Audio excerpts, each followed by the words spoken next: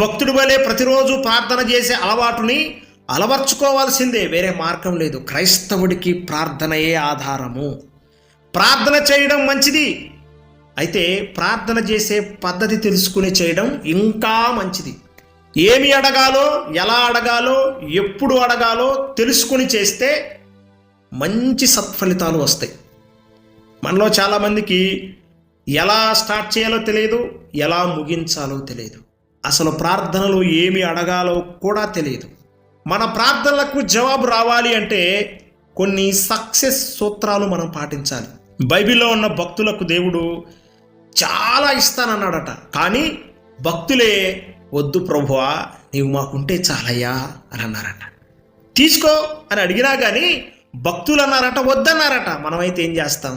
అవసరం ఉన్నా లేకపోయినా ఏది పడితే అది అడిగేస్తాం. కానీ ఈ భక్తులట ప్రభు ఇవ్వడానికి సిద్ధంగా ఉన్నా భక్తులు తీసుకోవడానికి సిద్ధంగా లేరట.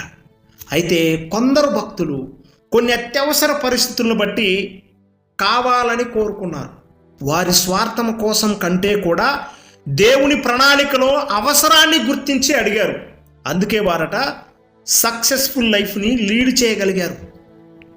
ఉదాహరణకు సొలొమోన్ రాజు గారు 40 సంవత్సరాలు సక్సెస్ఫుల్గా పరిపాలన కొనసాగించడానికి అతడు ఉపయోగించిన సక్సెస్ సూత్రం ఏమిటంటే ప్రార్థనయే.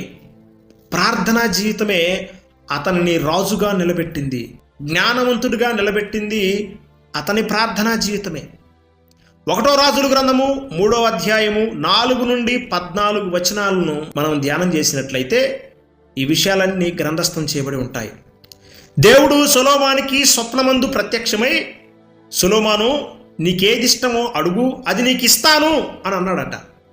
అందుకు సొలొమోను ఇలా అడిగాడు, దేవా నీవు నాకు వివేకము గల హృదయమును ఇస్తే, ఇక్కడ ఇఫ్ కండిషన్ అనేది ఇక్కడ అప్లై చేశాడు.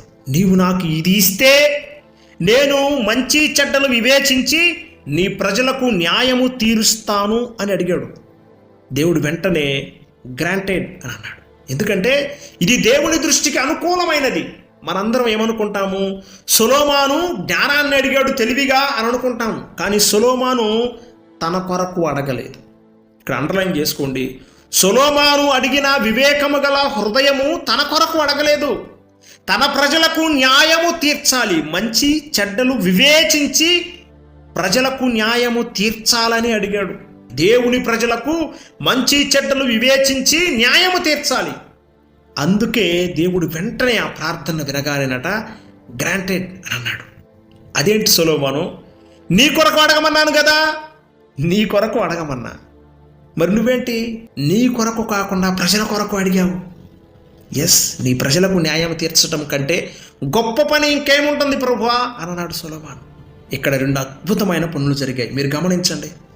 మొట్టమొదటిది ఏంటంటే దేవుని ప్రజల అవసరము ఇక్కడ తీర్చబడింది. దేవుని ప్రజలకు అక్కడ ఏం కావాలి? నీతి న్యాయములు తీర్చే రాజు కావాలి.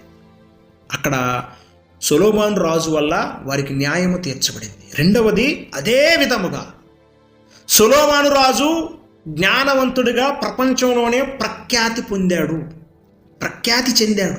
ఎలా చెందాడు? మొట్టమొదటిగా దేవుని ప్రజల అవసరాన్ని తీర్చాలి అనుకున్నాడు. దాని ద్వారా దేవుడు ఏం చేశాడు? తనకు జ్ఞాన హృదయాన్ని ఇచ్చాడు, వివేక హృదయాన్ని ఇచ్చాడు. అతడు ప్రపంచంలోనే ప్రఖ్యాతి చెందాడు. మన ప్రార్థన ఎలా ఉండాలి?